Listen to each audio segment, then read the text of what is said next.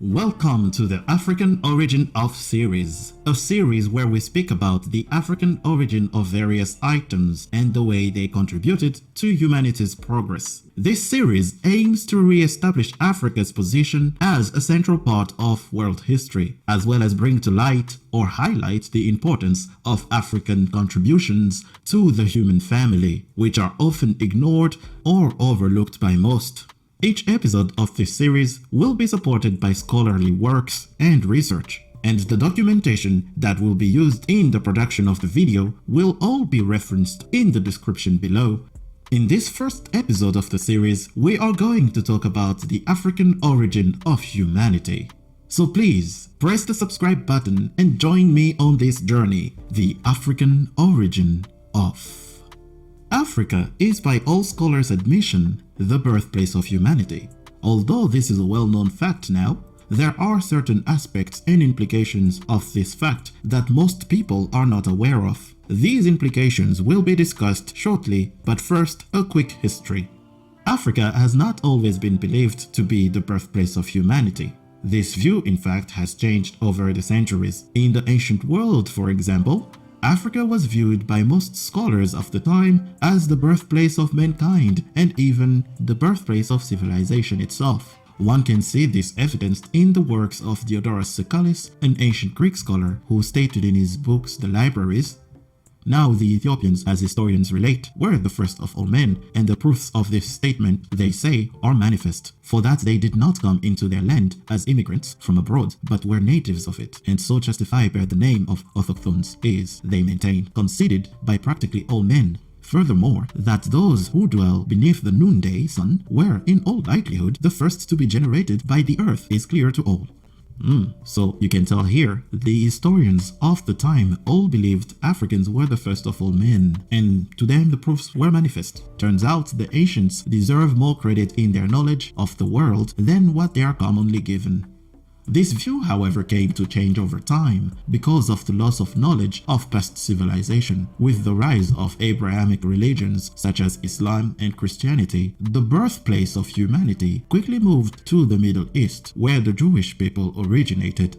The story of the Bible or the Quran were believed to be factual or based in some truth. This is why even with the advent of modern science, the Enlightenment period of Europe, many Eurasian scholars believed that the Fertile Crescent region was where one would find the oldest human remains. And this was believed even until the 1900s. And so many Eurasian and Western countries organized and funded countless archaeological searches which were all focused on Eurasia.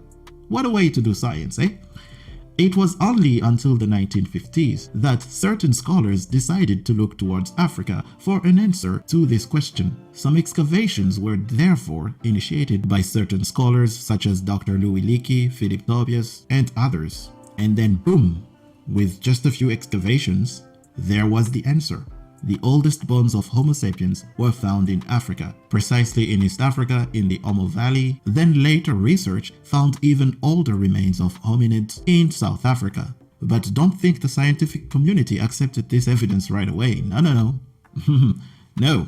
They still wanted to believe that the Eurasians were the first humans. Although Charles Darwin, father of the theory of evolution, had already pointed out that Africa must have been the cradle of humanity, they still ignored that. They were like, nah, he's probably wrong. As far as they were concerned, humankind originated in Asia, then went to Europe, then to Africa, and got tanned over the years by the hot sun. Some of them also believed that humans evolved separately on each continent, but this view can no longer be sustained with the advent of genetics and the theory of evolution, which is with each passing year being proven right.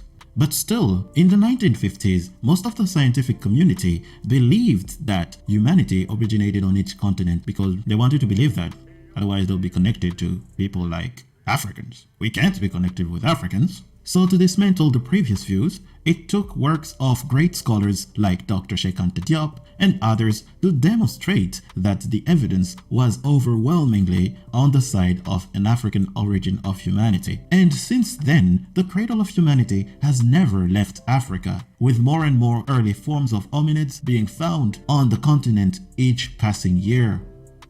Now, what does this imply? First, this implies that the first humans of this planet were all black Africans. They were all melanated.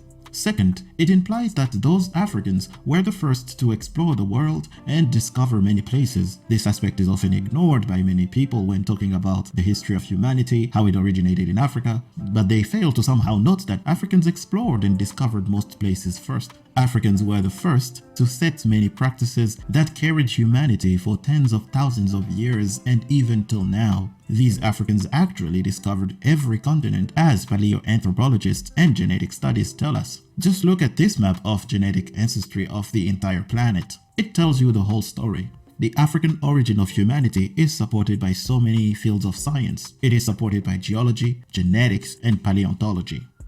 The fact that humanity originated in Africa also implies that the human family was once one race and they were all melanated. Then they got differentiated by natural selection over the millennia. This means that the mother of all races is the African race, also known as the black race, and that racism makes no sense.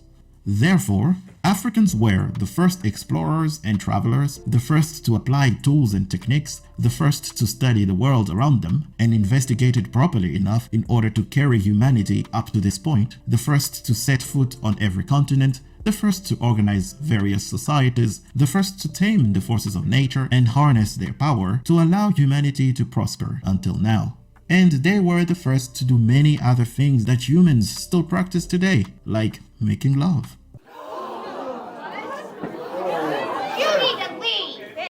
This fact places Africa at the beginning and at the very center of human history. When one goes far enough into the past of every people of the planet, one finds that their earliest ancestors were hunter-gatherers who were phenotypically and genetically akin to Africans south of the Sahara. Yet this is not what you see or hear in world history narratives. Humanity's journey began in Africa, and so did many other things. And contrary to popular belief, the first explorers of the world were not Europeans or Arab traders of antiquity. They were Africans of the prehistoric period who discovered every continent on this planet before there was such a thing as Europe. Those Africans were not just primitive hunter-gatherers, as many people falsely believe. Those Africans were explorers before all famous explorers such as Columbus, Ferdinand Magellan, who traveled all over the world, Marco Polo, and others that schools so like to teach us about. I think it is high time schools started teaching that African hunter-gatherers first explored the world, tamed the forces of nature, and that they are the ancestors of all humans. Quite the contribution to humanity, wouldn't you agree?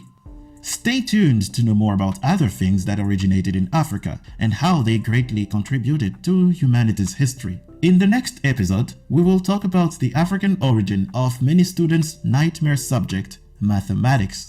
Until next time, peace.